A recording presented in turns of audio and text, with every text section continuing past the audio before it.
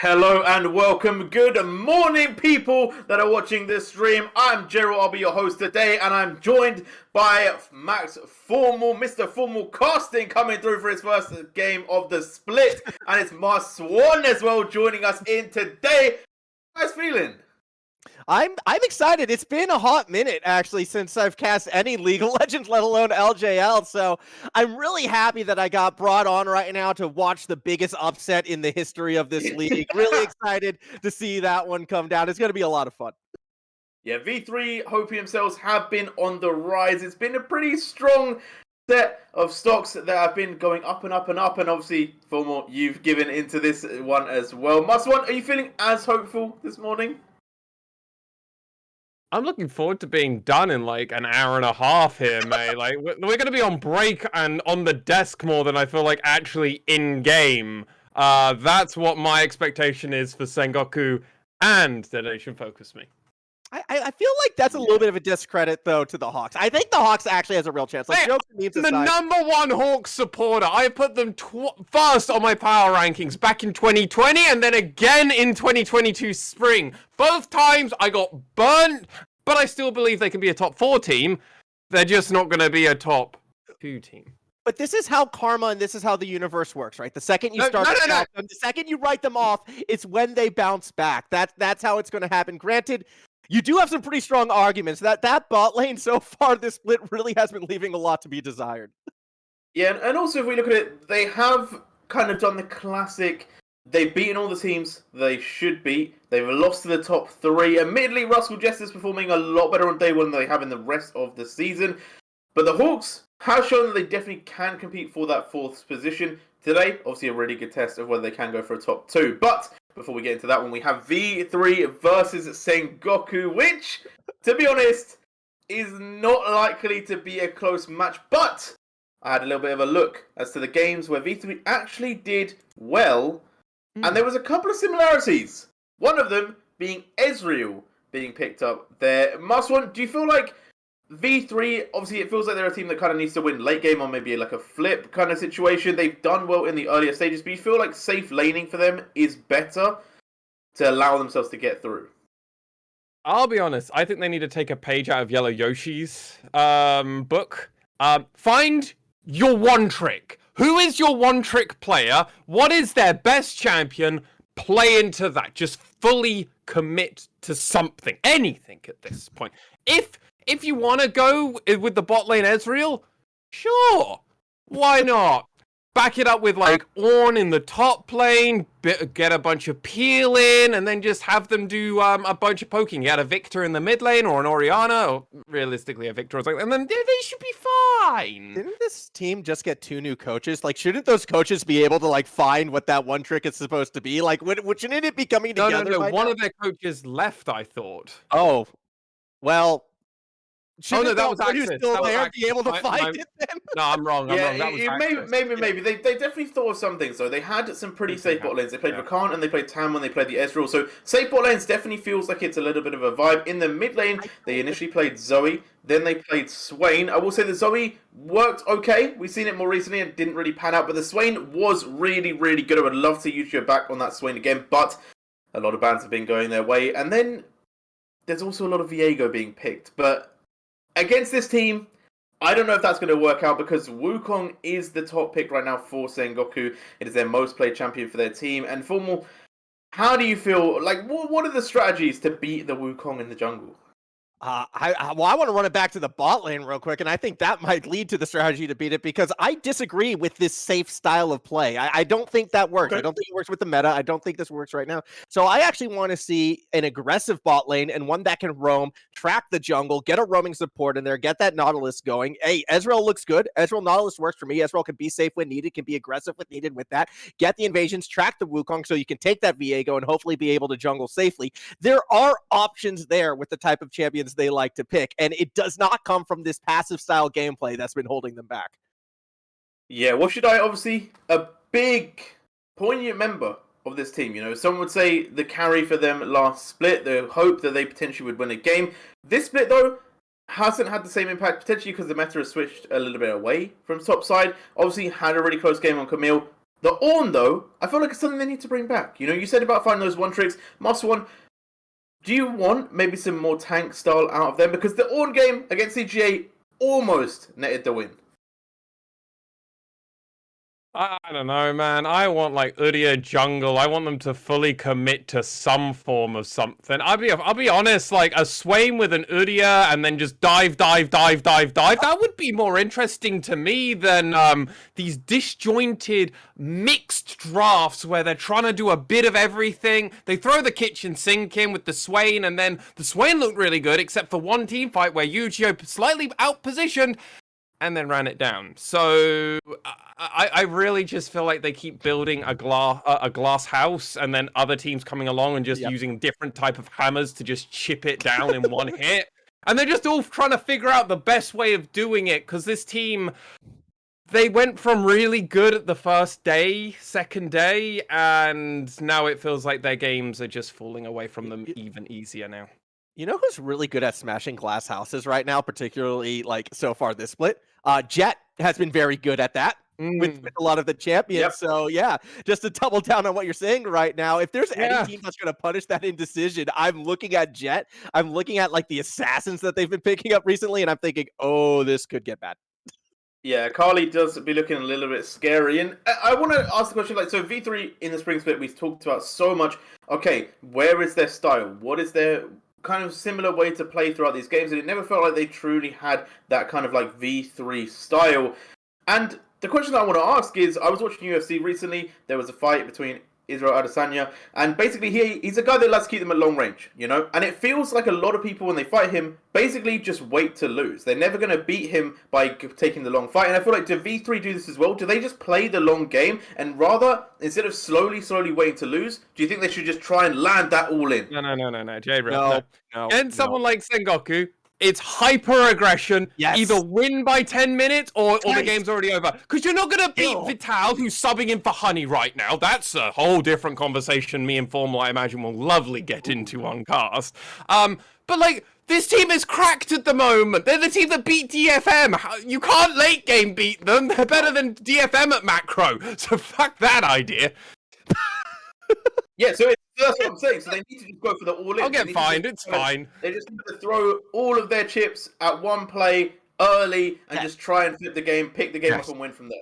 And even if that first attempt doesn't work, just do it again. Just keep adding. Just keep throwing yourself at that brick wall, and hopefully something will be able to break through and break it down. Like, that's kind of the go that I was trying to say. I agreed with Swan with that competition we were talking about before. I think, hey, Nautilus and Ezreal work fine in that. You can dive with them. There should be some sufficient self-peel regardless with that Ezreal pick, and you just go all in for that kill. Don't give any breathing room over to Sengoku. And you're not going to like it. The picker bans, we're going to jump into those. Nautilus has already been taken away. 4 more must win. Let's get into this game. They knew. That was the answer. Then it was already found out. And that's what happens when you go up against... Oh, no, that's your aggression angle. The Callista Formal already. They're shutting it down. You don't want to do it. They're like, nah, guys, we'll just tell you in the pick and ban phase. Well, Zeri getting banned out, though. That's probably the best AD carry at the moment on the patch, or Senna. So, I mean, okay. And how have you been doing, Formal, by the way? It's been a pleasure. It's been a while since I've seen you, spoken to you, sir. Hello. Yeah, been spending a lot of time with the other league game, Rocket League. So it's good to get back and actually see some... What I'm hoping is going to be some strong League Legends today. I have a lot of hopes, with SG in this matchup. Of course, I was joking about V3 before. Senna actually was left up, and to be quite honest, not too surprised to see that, Swan, because Senna so far for dress code has not been going well for him. Yeah, and I mean, you can give it over Vital, but like, is that really an angle that you want to go for? Lucian being hovered obviously is threatening the Lucian Nami lane, an actual pretty aggressive bot lane. So this is something maybe you can win game before you can win the lane pre-6 at least with Nami Lucian. So that's an option. So if SG go for like Braum X anything, that's not going to work. So I really hope we don't see that. Oh yeah, I forgot Wukong was left open. Oh yeah, and Senna's still open, like you already mentioned. So yeah. Well, some strong picks going, but that's what happens if you're going to double down on the aggression, right? You're going to have to like concede some of these stronger picks as well. I still like the idea of trying to hyper-focus that bot lane, because we hinted at this on the desk as well. Vital being subbed in for Honey. I think, personally, that's a mistake. But what do I know? I'm kind of leaning on you on this one, because it felt like this was a move that was a long time coming. Yeah, we've still not quite figured it out why he's there. I'm not going to pretend I know the Oracle. Obviously, Honey had an incredible first 3 days, 4 days playing at the moment. Vital's only played one game in the LJL, but he did get a win, and he looked pretty strong on it, though. Nami is going to get picked up, obviously, that's the hover. On the other side, obviously, Tom Kent, that's representing, obviously, the Senna Tom TK lane. So, I mean, that's obviously the plan of action for them. If you're really crazy and you want to do something really spicy, you can pull out an old temporal bot lane, which is the Wukong with the Senna. But maybe not. We're just matching junglers. It's matching bot lanes. League of Legends action. Yep. Sengoku looking pretty clean right now, mate, if you ask me. Yeah, but I also like the Lee Sin pick, though, for V3. I think that plays right into this dive, right into this early aggression. And exact opposite of what was trying to be, forced onto us on the desk right there from J-Real. V3 should be taking this aggressive approach, so I'm happy to see it. I want to go back to the Vital point, though, because, again, one of the key reasons, I guess, the speculation coming into this was the idea that maybe it was Honey's champion pool and reason why they could be looking at a different bot laner. But I kind of feel like so far within the summer split in the 4 games that we saw from Honey, we did see that versatility, and they were successful on it. Yeah, and what's even more puzzling for me, at least, is Vital has a very similar champion pool to Honey himself. Like, most play champions, Aphelios, Jinx. That's basically Honey's whole wheelhouse. So the whole thing was very peculiar. My assumption is, and the speculation that's currently going around at the moment, is that obviously Vital or Honey, well, more specifically Honey, has been receiving offers and everybody's trying to figure it out. A lot of people also are aware that he is very fond of solo queuing, like hyper playing a lot of solo queue with Nema. So potentially there might be a deal, something where he's insisting, I want to play with my support. I'm not currently playing with him at the moment. Who knows? Really, who really knows? Only the players and the teams themselves. But I mean, Vital's came in and played that 1 game so far, and it worked really well. Bans have come through. I mean, not really important, because half of these aren't super early aggressive champions, so V3 don't care, and Sengoku can literally play everything. So that's where I'm at. Yeah, and I'm actually a little bit surprised, actually. If I were Sengoku, I'd almost be considering going for maybe some of those late hyperscaling top laners to get rid of. I mean, you can argue that kind of is the Camille, but I would have liked to see a Gangplank ban, just because V3 still hasn't really drafted any insurance for themselves yet, and you would kind of expect that to come from the top lane, unless they're really looking to double down. Either way, it's an R, it's expected. Some things never change. Alright, so now we want to go with hyper-aggressive top laners and mid laners. So I'm thinking, we're thinking Akshan is probably in that pool of champions. You want Vayne top. Like, this is the kind of... Yes. Yeah, but that's really the stuff you have to go for in this kind of scenario, right? So you have to fully commit. Sejuani early game does actually have okay damage, and it offers a bit of CC. I'm not actually against this. We just need to see a really hyper-aggressive, big early game damage champion. Zoe's already gone. Zeri at mid lane, you can play. It's just gone. So I like kind of running out. I like LeBlanc. LeBlanc wouldn't be bad. Yeah, I'm game for that. I think, I mean, it's not early. You'd still have to wait until you get that level 6 power spike, but that level 6 power spike would be absolutely massive. Instead, though, we're going to go with what works for them. The Swain, it worked before. Not too surprising of a pick. But the issue is, we're doing exactly what we didn't want to see them do on desk, which is now they're going to have to scale. And if you're scaling into a comp that Sengoku's playing, that just sounds great to them. They're like, Senna? Scale? Okay. Alright, cool. Thank you. We didn't have an AD carry till like basically 15 minutes, 20 minutes into the game. We're allowed to have that? Thank you, V3. And this is obviously on the assumption that V3 don't win bot lane. Because... Yeah. I think they will. No, go ahead. I was hoping you were going to just take it, mate. No. Like, I'm just looking at this right now, and I kind of have to agree. Like, V3 has to win this bot lane. If they don't win this bot lane, we're looking at another, sub 25-minute victory for SG in this situation, which I don't want to necessarily write off. And the problem is, like, this is finally, I feel like V3 doubling down and trying to show confidence in this bot lane that they haven't really shown yet so far this split. And let's be honest, they haven't shown the reason to yet this split. I mean, that bot lane, I think, has the lowest kill participation out of all the bot lanes by a considerable margin. And that's Right. not really where the meta is sitting. Yeah, no, I mean, and that's one of the things at the moment, Formals. Like, for me, I really want to see just anything new and exciting coming out of this V3 lineup. We're not seeing it at this moment in time. We're seeing a lot of things repeated. That Yu-Gi-Oh! Swain, yes, he might have had his most impressive performance of 2022 on it, but that doesn't necessarily mean too much for me. Like, having a good showing on a Swain, which is probably one of the more stronger champions at the moment on the patch, it's like, whatever. By the way, we are actually playing on a brand new patch. We're playing on 12.12, no longer on 12.11, supposedly alluding to certain tweets that were going around. I think Rascal Jester tweeted something out, so hopefully new patch. I wasn't really paying attention to the pick and ban phase because V3 weren't doing what we wanted in the second round or rotation, but we'll see, Formal, we'll see. Yeah, we'll see how this one does play out. I mean, look, if you're coming in this one as a V3 fan hoping for that major upset, I still feel like it's going to be a bit of a challenge in this game. So much of it is going to be reliant on that bot side of the map and whether or not Dress Code can finally step up to be the bot laner V3 is hoping he are going to be. The big elephant in the room, though, that dark horse, I hinted to it a bit on the desk, Jet on the Sylas. I feel like giving that, ability to like, hey, I can be aggressive early in mid game. I can roam down when need be. I can still take this game over. I said he was great at smashing houses. He could be the one that just completely breaks V3 open. Absolutely. But I want to just kind of remind people when Yu-Gi-Oh! Looks so good on this Swain, how the game went. Because I think it's one of those things where you remember and he was doing those crazy big plays. He was against Kaito, all right? And no discredit towards Kaito, but Kaito is kind of one of our mid to lower end mid laners. Has a very, very scary Zoe, right? Probably one of the scariest Zoes in the league. But then after his Zoe, there's a bit of fall off. And I think he'll admit to that. Yu-Gi-Oh! Was able to completely free farm. He got very little pressure from the enemy jungler and was basically able to farm up and become a raid boss. I don't see Jet, to just double down on your point around Jet, I don't see Jet letting him do that. I'm expecting to see almost, well, to use a player who's sadly not playing at the moment in the LCK but really should be, I feel like we're going to see an Arya-esque kind of Sylas this game. Yeah, and that's kind of what I was expecting. I'm hoping to see actually out of Jet in this game because Jet so far has been arguably one of the more impressive members on Sengoku up to this point. I'd actually argue he has been the most impressive.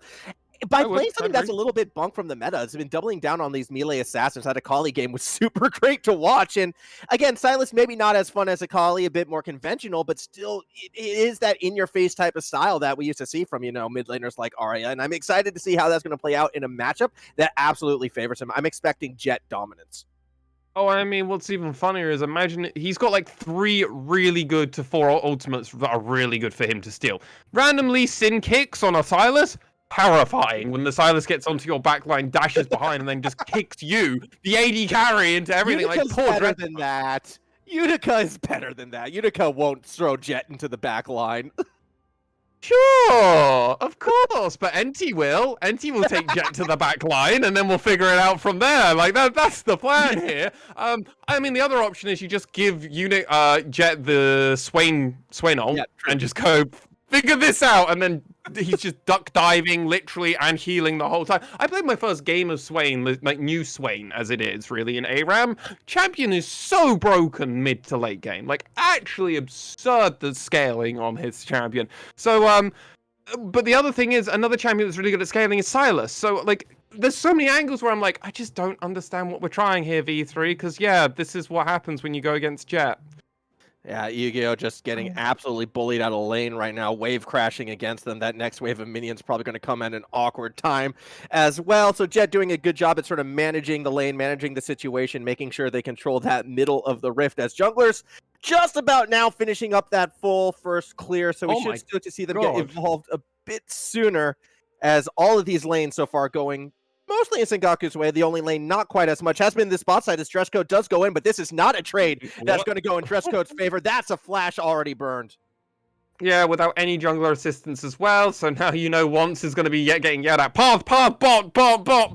Like they're going to try and freeze the wave as best they can here. It's going to be very difficult for the side of Sengoku Gaming. But with that out of the way, though, we already start to see certain big cooldowns coming out. The TP's now used. Oh my god, they actually had to use cleanse as well in the bot lane. Yeah, Dress code yeah. did. It was Oh my. unfortunate.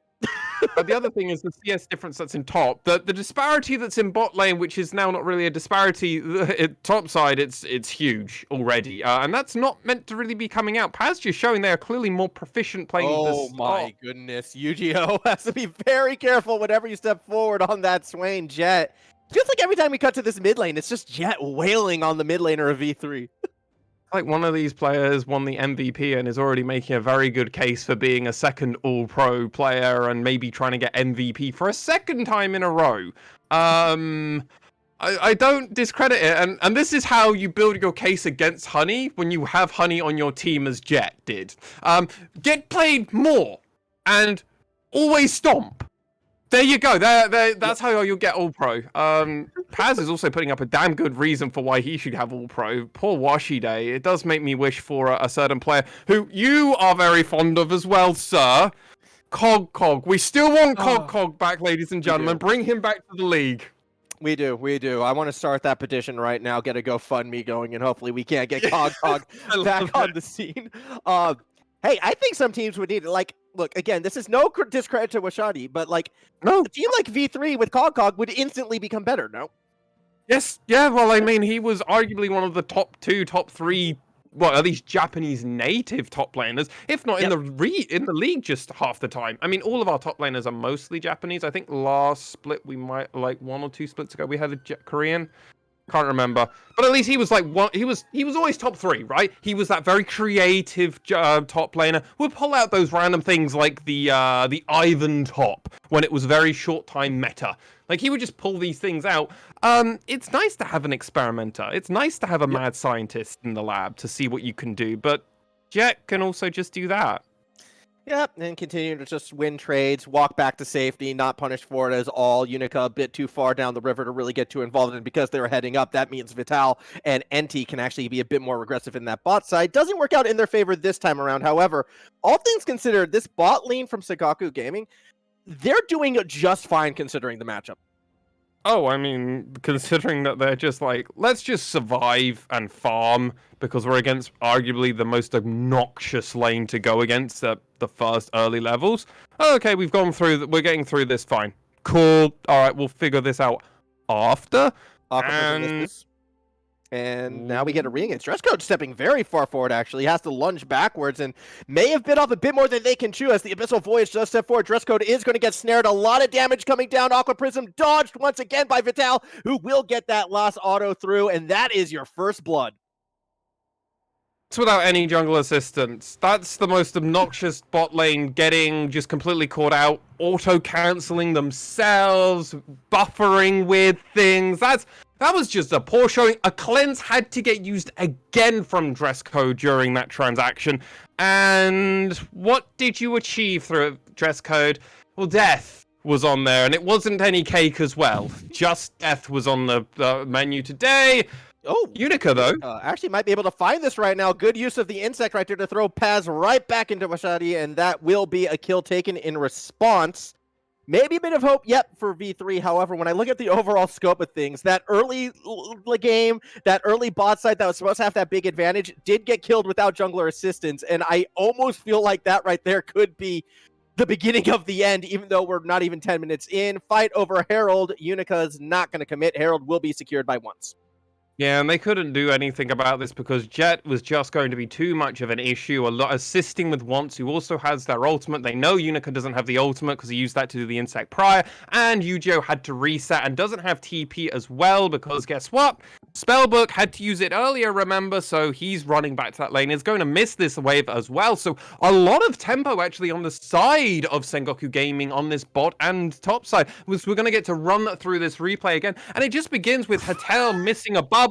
Dress Code going in, getting taken. Senna also slowing now because obviously you get it. The cleanse used onto the tongue lash, but it doesn't matter because you're already taken so low already. And Hatel had no mana, man. He's got no mana. He can't heal you. Yeah, that was just Hitel, no mana, dress code stepping forward, not doing anything, walking backwards, engaging without the flash available well at that time. And now flash is available, yes, so dress code should be fine. Aqua Prism will be dodged, and Vital still looking to push forward against Hitel as this bot lane that was supposed to be V3's the ray of hope, the shining light in the early game, it feels completely lost. Yeah, no, it's over. Like it's actually over. Bot lane is fully over. We can just send it to the next one, guys. Because the issue is you've got like so many other things you want to deal with, and this is not where it goes. That was what you wanted to see before. The dragon kick coming from Jet instead of Unica in order to get a little bit of, play right back on the Lee Sin. Beautifully done by the mid laner from Sengoku, who's not done, misses with the chains. And you go back down to 0 mana again. And guess what? It was a delivery service for Vital as well, using that ultimate, securing that. Get this dragon, get the mid lane, just push everything forward. Yeah, and by the way, Paz is still winning top lane. Even with getting that pressure sent up top lane, he's still 2 waves ahead and is currently just very casually farming. Like, doesn't have to do anything too crazy because he'll be more impactful in the team fights. We know this, and he could also go full split push if he wanted to, with a hull breaker if he was crazy. We have seen it before. We might see it again, actually. The Cole kind of tells me that actually could be a very viable choice. Oh, that was just clean, though, from Jet right into the Cyclone as well. Very, very unfortunate. Not much Unica could do. No, I mean, the point blank the stun into the flash, into the knockback. I mean, that's just Jet going, I won't need this flash for the next 4 or 5 minutes. I won't, man. I might as well get a kill while I can, because then I can wait and I'll have it up. I'll have my flash up for next dragon. That was probably Jet's whole, brainwave going. He's like, if we get this kill, we can get the dragon, I'll have my flash up for the next fight. And it's just like, all right, this man is so giga-brained.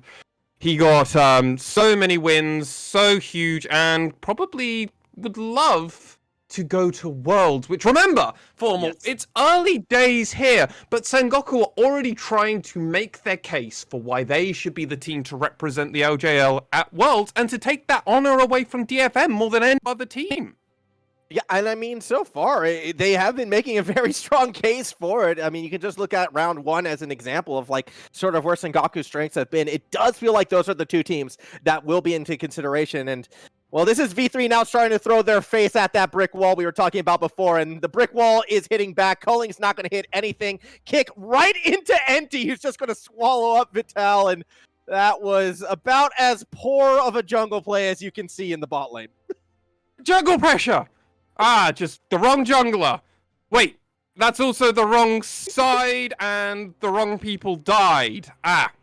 He kicked he kicked Vital straight into Enti. What do you expect is going to happen there? He got hungry, man. He wanted to have a little gobble. He wanted to have a little nibble. What's even worse here is, guess who we're funneling gold into with this little Shelly? Oh my god, they're going to dive. Watch this, Formal. Oh, I'm ready. I've seen the ready future. To watch once. Go for it. Cyclone is off cooldown, but might actually have to back away. Yu-Gi-Oh's going to go in, but did they go in a bit too deep? He's going to go in. Hold the line. Ultimate for ultimate right now. Hitel cannot step forward. That said, Unica is going to arrive on the scene. By this stage, Once is already gone and might be looking for a re-engage, but that exit is going to get cut off by Washadi, who is going to jump in onto Once, and that should be a kill. Glacial Prison over the wall doesn't secure it, but the Aura Sphere will. Okay.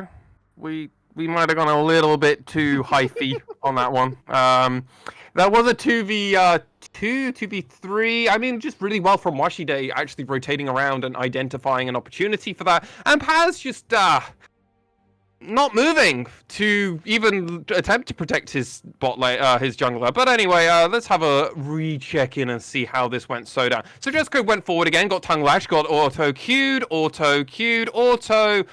runs away. Dress code is so low. 1Q will do that. Unica wants to do something. Kits. Yeah, that's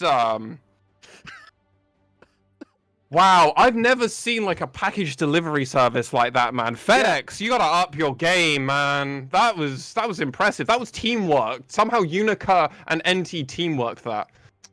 Yeah, it was. I mean, cool interaction, not one you typically get to see, because why would that ever happen? But hey, we got to watch it go down, just like, again, we were watching Dress Code step forward in lane. and not really getting much done. And I get you still want to be the aggressor, but unfortunately, I do feel that time has come and passed right now. And it's almost damage control mode from V3 in the bot lane, which, as we mentioned many times, that was supposed to be that where they had that lead. And I'm looking at the rest of V3, and Yu-Gi-Oh, is that the new lane that you play around? Do you have to go around that mid laner? Because there's not really many other options. Yes, the mid laner that's 500 gold down against his enemy mid laner. Yes, that's the man that we should target. No, I mean, you're not wrong, but at the same time, you shouldn't just let Dress Code and Hatel die in this lane. Like, this is They're still doing it on their a own. large amount of pressure. But I know.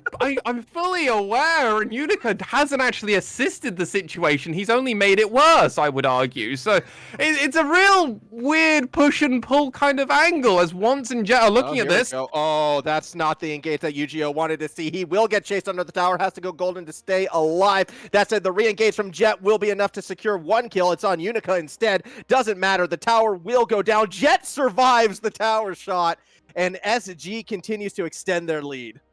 Calculated. They knew exactly what they were doing, but That was the calling missed initially when they were caught by the Aqua Prism. Still might not matter, a big chunk of damage, and with the tower, the kill will be secured. Everyone dies in the bot lane.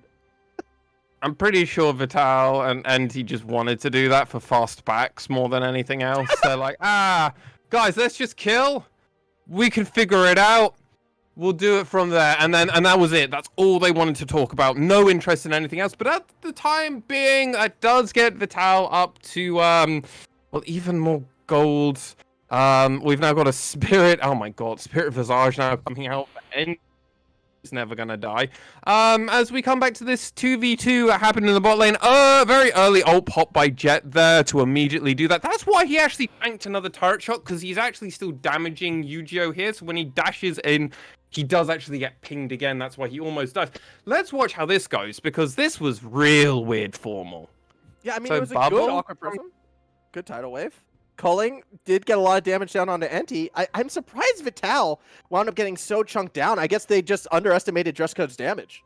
Oh, yeah. Also, he definitely tanked. I guess, I mean, center base stats aren't really all about tanking or anything. So my assumption is that also caused slight of an issue.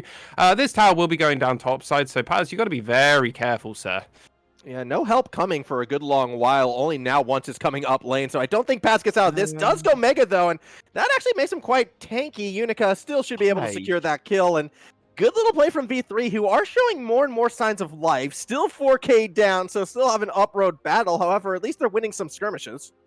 I mean, yeah, that was good by V3, but kind of Paz also gave that to them. And Once also going at this top two, like, we just saw what happens when a Meganar goes against these two.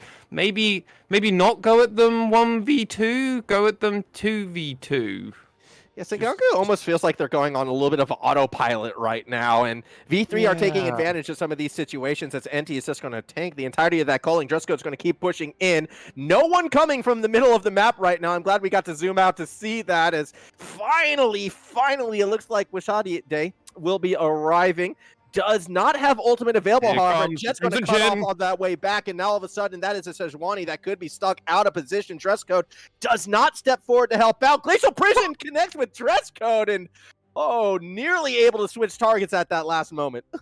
Well, Cleanse is a damn powerful summoner, has definitely saved Dress Code, has also been maybe slightly their own downfall because they expected the summoner to do more than it actually can. To be determined, that one, but weirdly enough, it ends with V3 running away again, and their towers getting targeted again. Also, Paz this whole time has just been on the top side, just farming. Like, Washide is losing something for also not being in his lane, which has also now forced Yu-Gi-Oh to go match him, which then meant Jet had a free lane. And you see how Sengoku are rotating better. They've gotten the 2 dragons, they got the Rift Heralds. They're just playing with just more resources in general. And you can't really say V3 are catching up in any way. Yeah, I mean, an odd pick here or there. V3 did get the second Herald, which helped them get a tower in the top side, but in the grand scheme of things, that doesn't really affect too much right now, especially with the course and the way how this game has been going. SG able to push pretty much all their lanes forward, so they're able to reset for free without taking any real tower pressure if they choose so. They might be letting, actually, Washade get a little bit too much from that bot side. However, not having that vision means Rashade can't really stay on that bot side of the map, so they're going to back away, so they can't really continue that pressure on towers. Meanwhile, Paz up top is going to go ahead and take that last tier 1. Yep, that's a bunch more gold onto Paz, just going ahead and getting even further ahead than the Sejuani. And we know that the Sengoku Gaming are far more interested in playing around this bot side, because that's where they've thrown all their aggression. That's where they've got the 2 dragons, and with 1 minute 40 left to go till Cloud Dragon number 3 will be on the field. You have to imagine Sengoku are like, well, I mean, this is just a win condition. Like, we can just do this. And Cyclone, sure, that's a perfectly fine ultimate to steal. Yeah, the rest of them, they don't really have great ults to enable a Cloud Soul, but I mean, it's just taking more things away. And hey, at this moment in time, Sengoku are kind of like, we just need to find at least 3 to 4 people to pick off, and then we can probably just win the game. That's a lot of engage onto NT right now. It's going to the backline. Is Unica swallowed up, though? NT does make the save on to Vital, who now re-engage with the rest of the team. Cyclone straight through the middle does take care of Unica as Jet holds the front line. Again, going quite massive with a bit of help out of UGO. Re-engage, though, calling straight down the middle. Finds Vital on the back line. That's a very nice pick, but will it be enough? Because Paz now, who's very fed, is about to go mega, looking for that big Narb. Won't be able to find it. NT has to retreat, and that's going to be SG actually scared away just about a minute before Dragon spawns.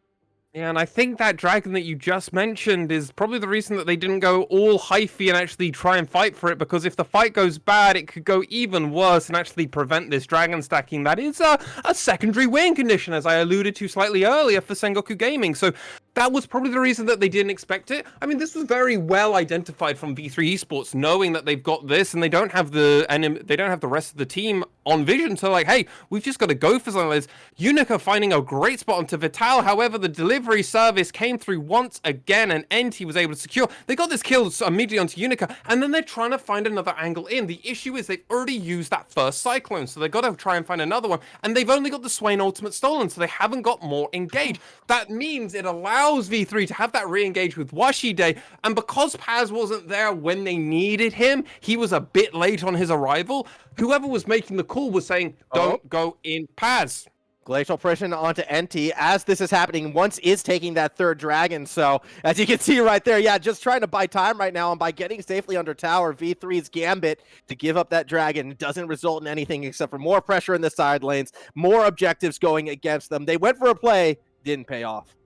Yeah, and because they're 1-3-1ing at this moment in time, the gold lead is still growing for them. Turret bounties, or bounties in general, have just been enabled as virtually a 6k gold lead has almost ballooned from Sengoku getting picks, playing their lanes better, getting turrets, getting a lot of turret plating. Remember, we saw they got at least 500 gold more turret plating. So this is a team who's really finding small angles, small edges, and then just enforcing it further and further and further. And I'm not really sure what I can say. There's been a few good moments from V3 in this game.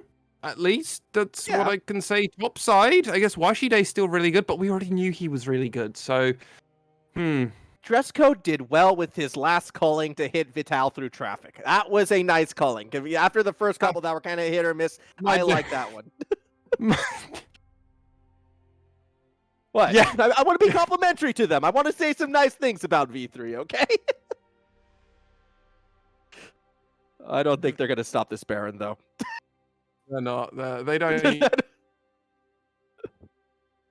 Yeah, that's going to be Baron. Dress code. Where is dress code? Okay, he put it teleporting in behind, and that dragon is secured. Unica almost is able to get that steal. Might not matter. Tidal wave straight down the middle gets 2, but Unica's already been found out. Washadi in that back line, keeping Jet, Paz, and once out of the fight, but that just leaves NT and Vital on UGO, and Jet's going to be able to roam up as well. There is the Abyssal Voyage for the knock-up, and that's another kill secured. 2 down, mid laner and jungler, and Dresscode is taking a very risky way back to the base. Actually might be found out by once if they went over the wall, but instead focusing on those objectives. Mid tower will fall. Baron and power minions coming towards the base right now as all 5 of SG stand strong.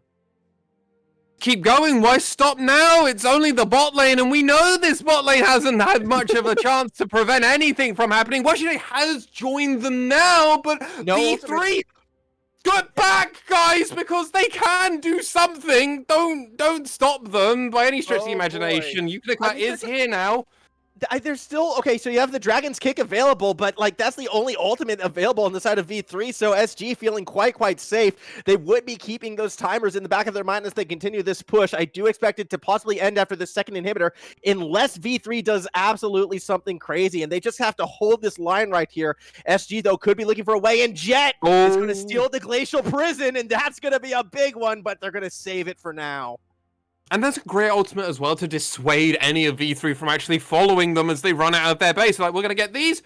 Go on, come at us. Nah, I'm good, man. I'm good. We'll let them watch them away as we come into this. A great idea from Unica. At least they tried to come in for the miracle play. And actually, weirdly enough, going away from how everything was planned with that stolen ultimate of the Lee Sin kick to then kick them back out.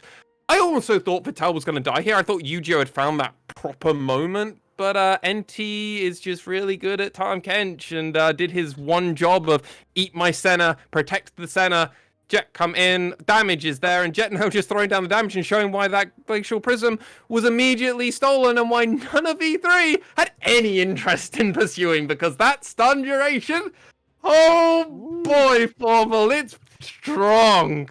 Yeah, it is not something you want to deal with. I'm actually a little bit surprised Jet just threw it right there on that bot side just to kind of create it was cooling down. It was running out. Okay, yeah, that's fair. I mean, and you might as well use it then, but I mean, V3, no intent to kind of defend this tier 2 tower, not with 2 inhibitors down, not with the pressure bearing down on, well, pretty much all aspects of the map at this stage. Dragon Soul available in less than a minute. I don't think it's going to matter. This could be the final siege. Watch out how he knows it. That's why you see the Glacial Prison connect onto pass. Tidal Wave's going to go straight through the middle. Actually hit Vital and Monkey. But look on the backside. Once is looking for that way and looking to come over the wall. Jet's going to try to initiate. Doesn't connect with the chains, but it doesn't matter. Front line's already gone. Meanwhile, up at the top of the screen, Once has dropped the Cyclone. Gets kicked away by Unica, but Jet straight over the wall. Can't find another way in. Pressure right now on that bot tower. Only one member fell for V3. They might be able to mount a second defense. Oh, but I mean, look at this. We can escort the wave in. 6.2k Baron power play, and they're going to keep going for it. Sengoku want to end right now. Here they go. Abyssal Voyage straight into pass. A 2-man Nard will spell doom for V3 as everyone from SG comes marching on in. Culling gets stolen for the last 2 picks. Somehow Vital got them both. It does not matter. That is the ace. That is the game. Sengoku remains undefeated. 1-0 with my prediction of sub 30 minutes, Formal. Let's see if we can go 2-0 with this. Sengoku Gaming with maybe the most dominant victory we've seen so far in the LJL 2022 this summer split. I'm not going to say all of 2022. We've had some one-siders today, but that was clean and rather well performed for Sengoku Gaming. Yeah, I have to agree. I mean, it was pretty solid from top to bottom. A couple, I would say, a little slip-ups when maybe they weren't playing the map as efficiently as they could, and a little bit of an autopilot moment through the middle of that game. But when your bot lane, your late-game bot lane, designed to play safe and scale, gets first blood and continues to snowball against the most aggressive laning duo in the game, things are going your way. Yeah, but let's take a moment, Formal, because that game took a lot out of me. Whoa, what a game to start us off. All right, yeah, I think we're going to throw it then to a break, and when we come back, we'll go over this game in a bit more detail and look ahead to our future games when we return to the desk when we return.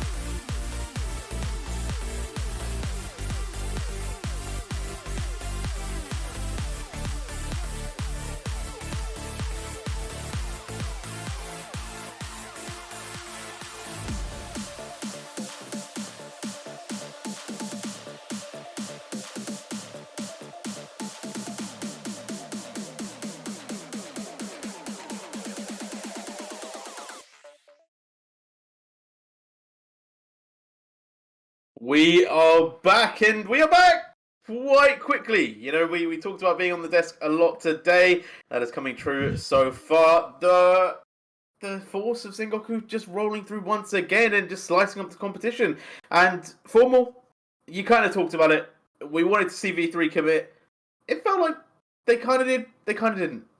They had moments that they could get themselves in the right position to commit, and they would take the first couple steps to commit, and then they would do a little dance and realize, oh no, wait, I don't have flash. Let's try to run away against a Senna and a Tahm Kench. And it just wasn't working, and we didn't really see them, I feel like, double down on what we kind of projected could be that winning strategy of playing aggressive. And the end result was almost playing right into Sengoku's hands, where it's like, all right, if you're going to feed us these fights and feed us these kills, we'll take them and we'll take the game over. Yeah, like it started off well. Draft phase, Lucian Nami, great lane if you're looking to fight early. That's what we wanted to see. We've seen it a few times, absolutely dominate in the LJL, and yeah, that's a good start. Senna being 4-0 in lane. Not where I would have expected that lane to have gone. Must one. Do you feel like the bot lane was basically the key to success for Sengoku, or maybe the key to defeat for the side of V3? Well, I mean, V3 should have had an opportunity through that lane. They should have been able to bully the Senna, especially pre-6, and they did not. And then 6 happened, and then V3 decided to fight once they had all their ultimates at the same time as V3, and then forgot that Senna TK ultimates are really powerful when utilized together. One to protect and then one to protect. Wait, they both protect? Yes, because they're here to protect one another, and that's exactly why it went so bad for the side of V3 when they engaged onto Sengoku's bot lane, and they didn't need jungle help to win that bot lane, whereas whereas V3 did need jungle help that went the opposite way of helping. That's not helping, is it, J-Rail? No, that's hurting. Yeah.